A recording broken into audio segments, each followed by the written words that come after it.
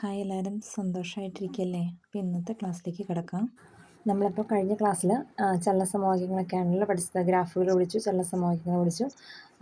ഇന്നിപ്പോൾ നമുക്ക് പുതിയൊരു ടോപ്പിക്കിലേക്ക് കിടക്കാം. ബലം. എന്താണ് ബലം? പിണ്ഡമുള്ള ഒരു വസ്തുവിനെ തള്ളുകയോ വലിക്കുകയോ ചെയ്യുന്നത് അതിൻ്റെ വേഗതയിൽ മാറ്റം വരുത്തുന്നു. അത് ഒരു വസ്തുവിൻ്റെ ആകൃതിക്കോ വലിപ്പത്തിനോ വ്യാപ്തത്തിനോ നിശ്ചലാവസ്ഥയ്ക്കോ മാറ്റം വരുത്തുകയോ അതിനുള്ള പ്രവണത ഉളവാക്കുകയോ ചെയ്യുന്നത് എന്താണോ അതാണ് ബലം. നമ്മൾ പഠിച്ചിട്ടുള്ള കാര്യമാണല്ലേ.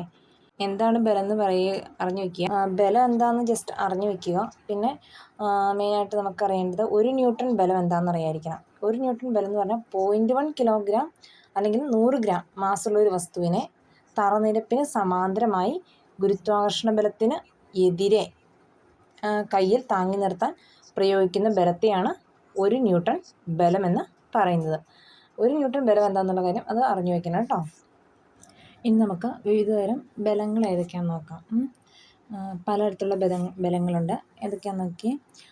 അപ്ലൈഡ് ഫോഴ്സ് അല്ലെങ്കിൽ പേശി ബലം എന്ന് പറയും. എന്താണ്? പ്രയോഗിച്ച ബലത്തിൻ്റെ മറ്റൊരു പേരാണ് പേശിബലം. പേശികളുടെ പ്രവർത്തനം മൂലമുള്ള ശക്തി അല്ലെങ്കിൽ ആ ഒരു ബലത്തെയാണ് പേശിബലം എന്ന് പറയുന്നത്. മനസ്സിലായില്ലേ? അടുത്തതാണ് ഘർഷണബലം. എന്താണ് ഘർഷണബലം?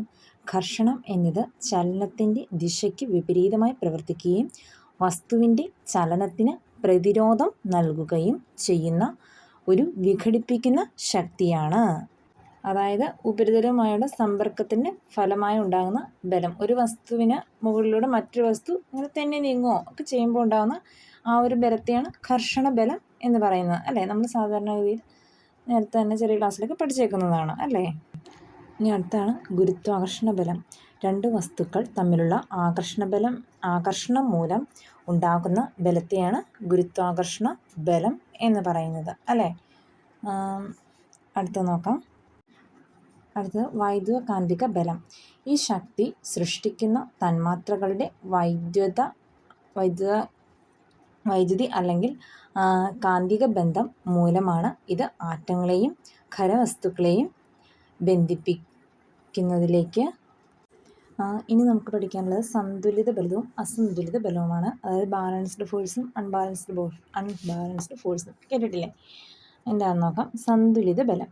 ഒരു ശരീരത്തിൽ പ്രവർത്തിക്കുന്ന എല്ലാ ശക്തികളുടെയും ഫലമായുള്ള ശക്തി 0 വരികയാണെങ്കിൽ ശരീരത്തിൽ പ്രവർത്തിക്കുന്ന ശക്തികളെ സന്തുലിത ശക്തികൾ എന്ന് വിളിക്കുന്നു. മനസ്സിലായില്ലേ?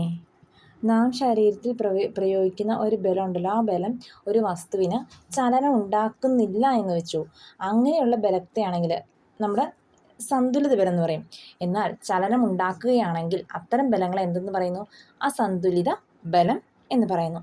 മനസ്സിലായില്ലേ? 2 ബലവും തമ്മിലുള്ള വ്യത്യാസം മനസ്സിലായില്ലേ? വിവിധ തരത്തിലുള്ള ഘർഷണങ്ങളെപ്പറ്റി നമുക്ക് പഠിക്കാനുണ്ട്. അപ്പോൾ ഏതൊക്കെയാണെന്ന് നോക്കാം. ഉരുളൽ ഘർഷണമുണ്ട്. ഉരുളൽ ഘർഷണം എന്ന് പറഞ്ഞാൽ റോളിംഗ് ഫ്രിക്ഷൻ. പിന്നെ ഉള്ളത് എന്താണ്? നിരങ്ങൽ ഘർഷണമുണ്ട്.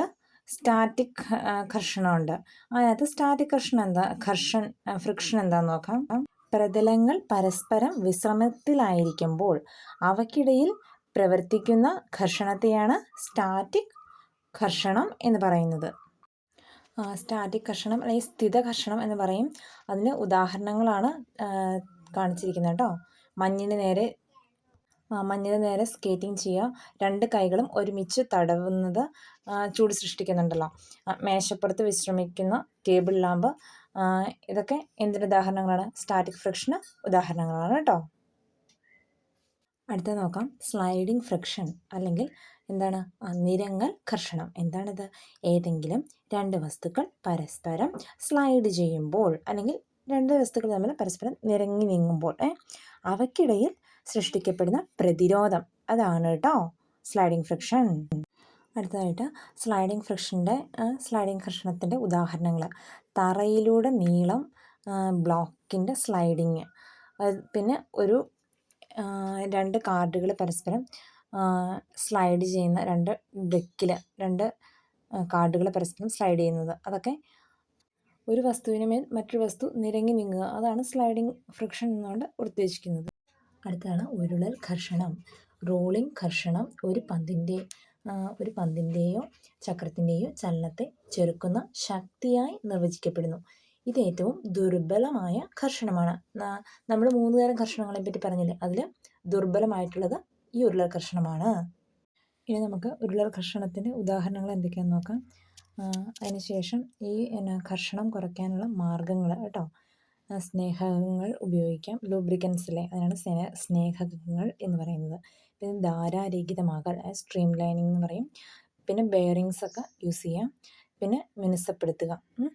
ഇത്രയും കാര്യങ്ങളൊക്കെയാണ് ഘർഷണം കുറയ്ക്കാനുള്ള മാർഗ്ഗങ്ങൾ. Okay, then thank you.